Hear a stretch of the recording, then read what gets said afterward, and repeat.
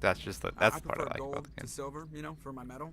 I figured you'd recommend me for one since I pulled your boots out of the fire. If we present you with a medal, you'll end up sitting on stage listening to politicians make speeches for a couple of hours. Fun, fun. That's a good point. They'd probably make me shave, too. I spent the last 7 weeks working on this baby. No medal's worth that. So, Commander, why don't you tell me why you're really here? How's the Normandy performing? Is she everything they said she'd be? She's the best ship in the fleet. If you've got a pilot who knows how to handle her. Balance isn't what you'd expect. Takes a while to get used to that oversized drive core we got stuffed in the back, and her power can sneak up on you if you're not careful. The Normandy's probably too much ship for your average Alliance pilot, Commander. Lucky for you, I'm anything but average. I like to know my crew. Mind if I ask you a few questions? I can see where this is going. You did a background check on me, didn't you? Well, I'll tell you the same thing I told the captain. You want me as your pilot. I'm not good. I'm not even great. I am the best damn helmsman in the Alliance fleet. Top of my class in flight school, I earned that. All those commendations in my file, I earned every single one. Those weren't given to me as charity for my disease. What are you talking about? Are you sick? You mean you didn't know? Oh, crap. Okay, I've got Vrolik syndrome, brittle bone disease. The bones in my legs never develop properly. They're basically hollow, too much force and they'll shatter. Even with crutches and my leg braces, it's hard to get around. One wrong step and crack! It's very dramatic. But I've learned to manage my condition, Commander. Put the Normandy in my hands and I'll make her dance for you. Just don't ask me to get up and dance unless, you know, you like the sound of snapping shin bones. Why does everyone call you Joker? It's a lot shorter than saying Alliance Flight Lieutenant Jeff Moreau. Plus, I love to make little children laugh. I was just thinking how much you remind me of Santa Claus. Look, I didn't pick the name. One of the instructors in flight school used to bug me about never smiling. She started calling me Joker, and it stuck. Why didn't you ever smile? Hey, I worked my ass off in flight school, Commander. The world's not gonna hand you anything if you go around grinning like an idiot. By the end of the year, I was the best pilot in the academy, even better than the instructors, and everybody knew it. They'd all got their asses kicked by the sickly kid with the creaky little legs. One guess who was smiling at graduation? I have to go. All right, see ya. Alright, see ya. See ya. Whoa, it's at the gunnery station. Oh. Just a little bit of XP. A little bit more XP.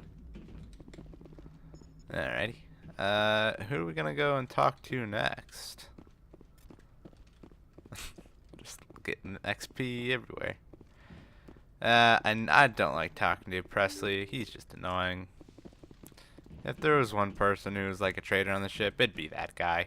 I mean, if you just have to look at him. He's like bald, got a weird mustache. I mean, come on. Be serious here. What's up, Caden?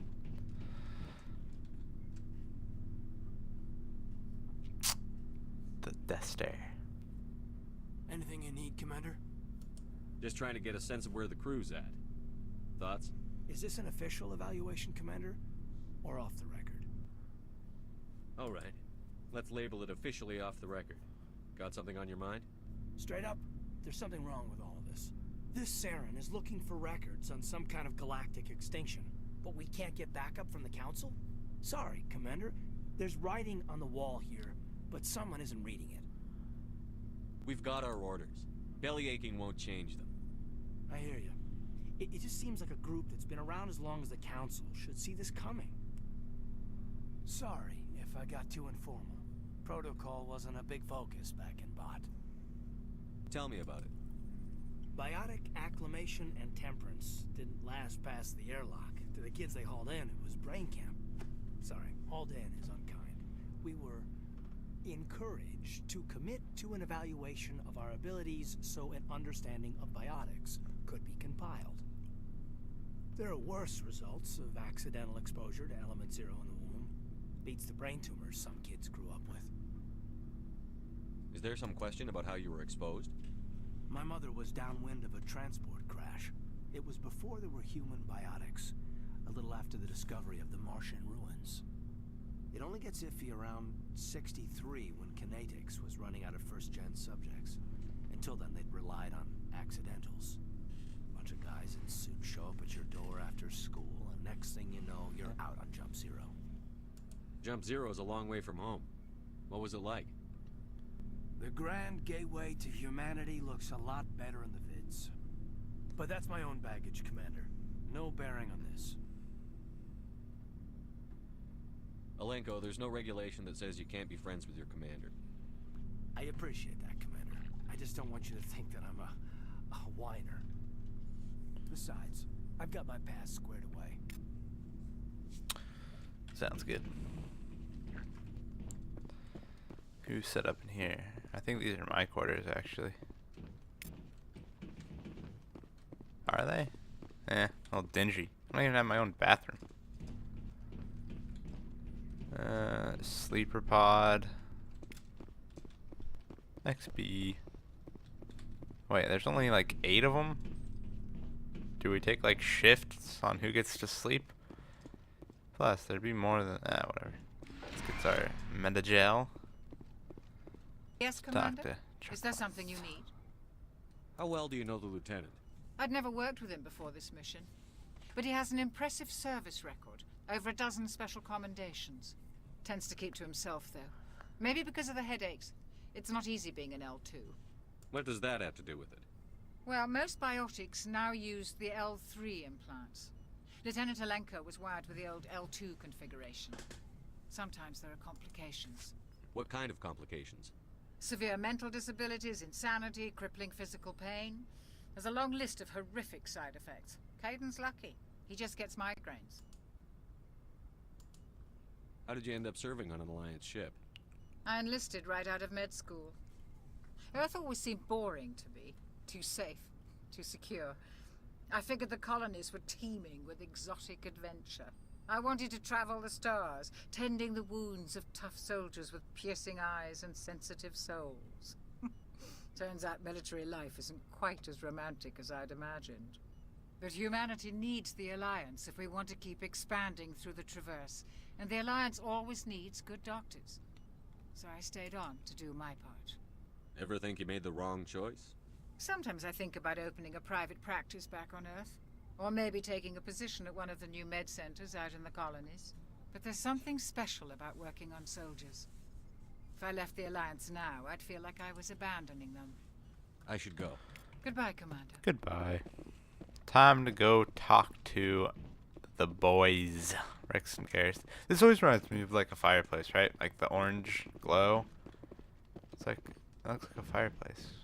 And what is that even? What are they watching? Is that like a TV? Okay. Or is that how you order like your food? That'd be pretty cool. That's how you ordered your food. Alright. Let's go down. Talk to Rex. Okay, green is like, what's green? Is that like a shop or something? What's up? Hey, Commander. Looking for some extra supplies before you head out? What have you got? Whatever you want. Armor, weapons, mods. It's not standard Alliance issue, but that's not necessarily a bad thing. Well, as long as you don't mind paying for it. Why should I pay you for my weapons and armor? My stuff doesn't come from the Alliance. I have to purchase it myself, and it's not cheap. Hell, the licenses alone have set me back more than I'd like. But no licenses, no goods. Without the goods, I'm out of a job. Let's see what you've got. You bet, Commander. Alright. So got the human heavy armor and stuff. Wow, I actually have a lot of money. So I get the sniper. Which is, ooh, wow. Very good accuracy, better damage than I have. The armor. It's pretty good armor. Shoddy. Pistol. 102. Better accuracy. But let's sell some of this. Wow. I have a ton of stuff. Hammerhead round. Sure. Toxic. We'll keep one of them. Heat sink. Keep one of them. Sell that. Smash damage. Shield bypass. Cooldown reduction. That's pretty cool. We won't take it though. Plus 45 shields. Shield regenerator. I guess we'll sell that. The shotgun. I don't think it's any good. It's good. Don't really use it. Turian armor. Eh. That is a very good assault rifle, actually. 20 more damage. It's pretty big. So that, and this adds better damage. That's accuracy, though. Alright, now what can we buy? Nothing, actually.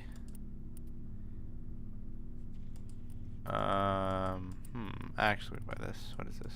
The armor. 37 damage reduction, 112 to shields, but no tech and biotic protection. I actually think we're fine for now. What's up, Garrus? Talk. E. Commander, how are you? Why did you want to be a CSEC officer in the first place? That's a good question. There were several reasons, I guess. Like what? Probably the same as most officers. I wanted to fight injustice, wanted to help people. I guess my father had something to do with it, too. He was CSEC, one of the best. I grew up hearing about his accomplishments or seeing his picture on the vids after a big arrest. He's taking my resignation pretty hard.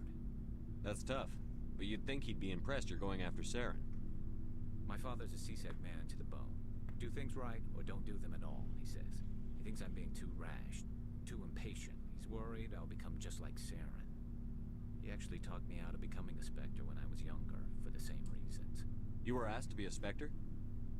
Well, I was targeted as a possible Spectre candidate, me and about 1,000 other Turian military recruits. I could have received special training, but my father didn't like it. He despises the Spectres. He hates the idea of someone having unlimited power with no accountability. He wouldn't like you, Commander. No offense.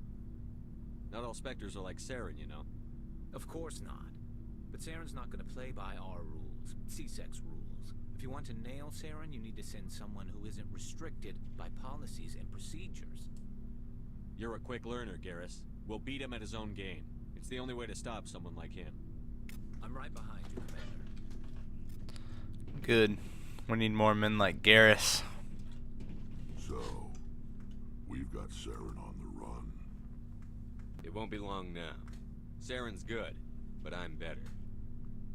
Good. He's rotten. To the core. I could tell as soon as I met him. Why didn't you tell me this sooner? I would have if I thought it was important. I think I'd like to hear about it just the same. This was a while ago. A bunch of mercs were bragging about a job out near the edges of the Terminus systems. They said it paid well and the boss was never around to ride them. They said he was looking for more men, too. So I checked it out. I didn't know Saren was openly recruiting mercs. It wasn't that open, and he only showed his face once. We'd been raiding ships in the area for months when we took out this massive cargo freighter. Our biggest haul yet. I was on board checking bodies for valuables, looking for some extra credits. That's when I saw him. What did Saren want with the ship? I don't know what he wanted. He was just moving through the ship, watching. Couple of the mercs called him by name, but he never spoke to them. Never spoke to anyone. I had a really bad feeling about him, so I got the hell out. Didn't even wait to get paid. That's the only time you saw him? Yeah. Didn't even know who he was. Still wouldn't if I hadn't joined up with you. But my instincts were right. Every other merc on that mission turned up dead within a week. Every damn one. So long, Rex. So long, buddy. Shepard. Commander, you have a minute to talk? Is this duty-related, Chief? No, sir. Well, maybe. I know things are different aboard the Normandy, but I'm concerned about the aliens, Vakarian and Rex. With all due respect, Commander, should they have full access to the ship? You don't trust their motives because they're not human. This is the most advanced ship in the Alliance Navy. I don't think we should give them free rein to poke around the vital systems. Racist. Engines, sensors, weapons. That's enough, Chief. You always second-guess your superiors? Sir, no, sir. I'm sorry, I was out of line. I'll get back to my duties, Commander. That's right. Okay, this is Rex. He's the best damn soldier I've ever had. I've ever served beside. Okay. He gets the job done. And he knows what's what. Your ship's amazing, Shepard. I've never seen a drive core like this before. I can't believe you were able to fit it into a ship this small. I'm starting to understand why you humans have been so successful. I had no idea Alliance vessels were so advanced. I don't like the idea of aliens studying the architecture of Alliance ships. We're on the same side here. My people have more reason to hate the Geth than anyone, remember? But you can't blame me for being a little excited. I never dreamed I'd get a chance to travel on a ship as advanced as the Normandy. I had no idea you found ship technology so interesting. It comes with being a Quarian. The migrant fleet is the key to the survival of my people. Ships are our most valuable resource. But we don't have anything like this. We make do with cast-offs and second-hand equipment. We just try to keep them running for as long as we can. Some of the fleet's larger vessels date all the way back to our original flight from the Geth. I can't believe your fleet's still using ships that are 3 centuries old. They're constantly being repaired, modified, and refitted. They aren't pretty, but they work. Mostly. We've tried to make ourselves as independent as possible on the flotilla. Grow our own food, mine, and process our own fuel. But some things we just can't make on our own. A patch to maintain the hull integrity requires raw materials we just don't have. That's why our pilgrimages are so important. I should go. See you later. See ya. Hey, Commander, you know that Quarian, Tally? She's been spending all her time down here asking me about our engines. I'll tell her to leave you alone. What? No, she's amazing. I wish my guys were half as smart as she is. Give her a month on board and she'll know more about our engines than I do. She's got a real knack for technology, that one. I can see why you wanted her to come along. I figured she'd be a real asset to the team. You got an eye for talent, Commander, but I'm guessing that's not why you came down here. Where else have you served, Adams? If you name a class of Alliance ship, I've probably served on it. Everything from dreadnoughts and carriers right down to frigates like the Normandy. My last assignment was on the Tokyo, only a cruiser, but she was a good ship. Couldn't hold a candle to the Normandy, though. Fill me in on the IES stealth systems. How does it work exactly? You can't hide a ship out in space. They emit too much heat and radiation. Too easy for sensors to pick them up, unless you find a way to capture those emissions. So our stealth systems trap the energy we give off in storage sinks built into the ship itself. No emissions to give away our location. Eventually the sinks have to be vented. More than a few hours silent running and they overheat. Cook us inside our own hull. There's no way for anyone to detect us? A visual scan can still pick us up. Anyone looking out a window can see us plain as day. But you have to be pretty close to get an actual visual out in space. Most vessels rely on scanners. As long as the stealth systems are engaged, they can't see us. Not unless we accelerate to FTL speeds. Why doesn't it work with faster-than-light travel? Cranking up the FTL blue shifts our emissions, pushes them into frequencies too high to capture in the sinks. As soon as we make the jump, it's like setting off a flare. Sensors can pick up our location whenever we enter or exit FTL flight, but for short-range missions, our stealth systems are amazing, and we've got the only one. Carry on, Adams. Aye, aye, Commander. Adams. Well, I think that's everything. I think we talked to everyone, got caught up in all their, like, personal stuff. And I've been recording for, like, 2 hours now, even though most of this is probably going to get cut, because I had so many different, like, things that happened. But, yes. Thank you, everybody, for watching, and I will see you next time.